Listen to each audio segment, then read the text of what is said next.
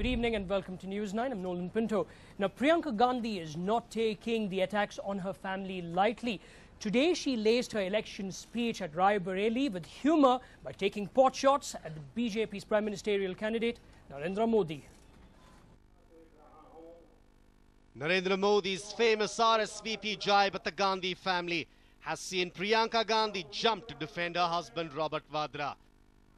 Today, she added a dose of humour, noting that using terms like ABCD or RSVP were extremely childish and immature, to say the least. कभी ABCD, कभी RSVP, कभी घर से देश तो कैसे हुआ, घर से बाजी तो करिए।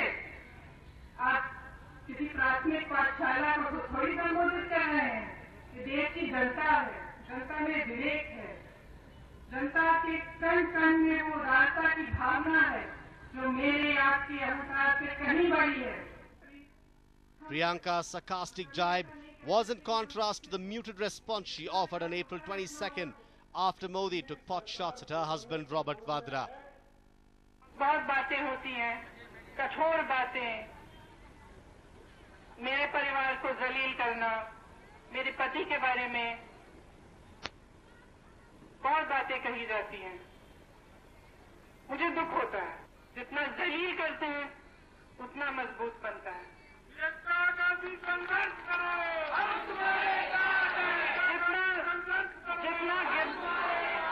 जितना गिराने की कोशिश करते हैं उतनी मजबूती से उठते हैं। ये सीखा मैंने इंदिरा जी से। और मुझे भी जितना जलील करेंगे उतनी दृढ़ता से मैं लड़ूंगी। Priyanka also latched on to the land grab charges which had earlier on been echoed by her brother Rahul Gandhi. आपके गुजरात का मॉडल की तरक्की है, जिसमें आपने कौड़ियों के दाम पे हजारों एकड़ जमीन अपने दोस्तों को दी।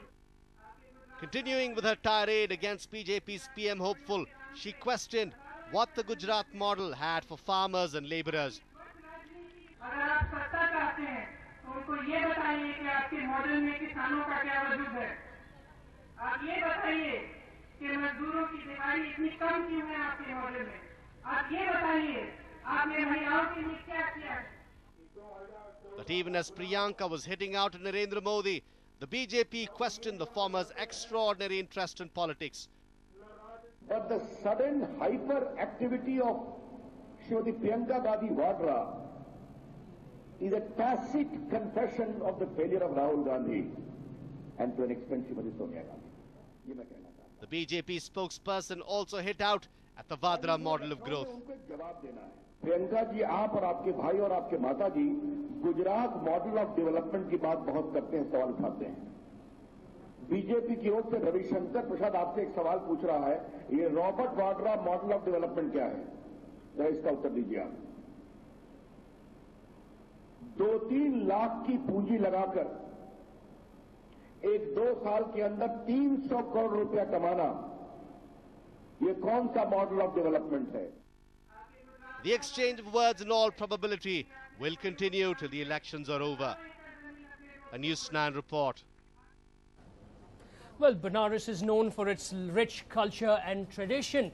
Now, it looks like the crucial battle over there might be fought the traditional way after all. Here's a report. We all know that Varanasi is all set for a battle of big wigs as BJP's prime ministerial candidate Narendra Modi and AAP chief Arvind Kejriwal are locking horns in the land of temples. But snags seem to be brewing in the crucial constituency already. And the reason? A record 77 candidates in fray. Yes, here's another reason why the fight in Varanasi Lok Sabha seat gets all the more interesting. Modi and Kejriwal apart, Congress's local face Ajay Rai and Samajwadi Party's Kailash Chaurasya are battling it out from Varanasi. Mind you, the list does not end there. The clock struck 3 p.m. yesterday, the deadline for filing nominations for the Varanasi constituency. There were at least 77 candidates in the fray, including a Modi substitute. According to Election Commission, a total of 37 candidates filed their nomination on the last day of filing nomination. 38 parties have fielded candidates and there are 39 independent candidates. This whopping number is the highest in Uttar Pradesh. This time, there are 62 more candidates fighting from Varanasi than the 2009 Lok Sabha elections. Will Varanasi have ballot paper voting? This is the big question doing the rounds here, and here are the reasons why ballot paper voting seems to be the imminent. EVMs can have a maximum of 16 candidates and a maximum of 4 EVMs can be used at one polling station. 16 candidates multiplied by 4 means 64 is the maximum number of candidates in every constituency. With the Election Commission introducing the none of the above feature this time, one button will be dedicated for the same, thus reducing the number of candidates to 63. The Election Commission website too says that the old way of voting will have to be used if the number of candidates in contention exceeds 63. In case the number of contesting candidates goes beyond 64 in any constituency, EVMs cannot be used in such a constituency. The conventional method of voting by means of ballot box and ballot paper will have to be adopted in such a constituency. Ballot paper voting would slow down the counting process and the results of the keenly monitored contest might be delayed. Varanasi, which goes into polls on May 12th, has 1,613 polling stations and 16.09 lakh voters in the constituency. According to the Election Commission, the counting process of ballot paper voting might take up to 36 hours. Election will become a tedious job in that situation as counting of ballot votes would be manual and that may take up to 36 hours in a constituency like Varanasi. Although the traditional ballot box and paper seems forthcoming, the final picture will be clear on April 28th, the last day for withdrawal of nominations. The election watchdog is likely to securitize nominations today and again after 24th. A News9 report. Now it's stated, when the going gets tough, the tough get going. But for Mayawati, it just doesn't work that way. For her, when the going gets tough, well, she frets and complains about her opponents to the Election Commission. On Thursday, the talk of not just the town but the entire country was BJP's Prime Ministerial candidate filing his nomination for the Varanasi Lok Sabha seat. But that has not gone down too well with the former Chief Minister of UP, Mayawati.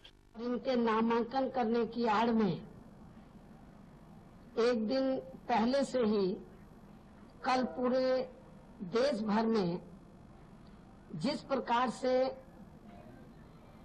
Media द्वारा एक तरफा BJP व श्री नरेंद्र मोदी को highlight किया गया है, तो ये सब अपने देश के लोकतंत्र की गरिमा के लिए ठीक नहीं हो रहा है। इसलिए इसका मुख्य चुनाव आयुक्त को भी खुद ही गंभीरता से संज्ञान लेकर इस पर जरूर कुछ आगे के लिए भी कड़े कदम उठाने चाहिए।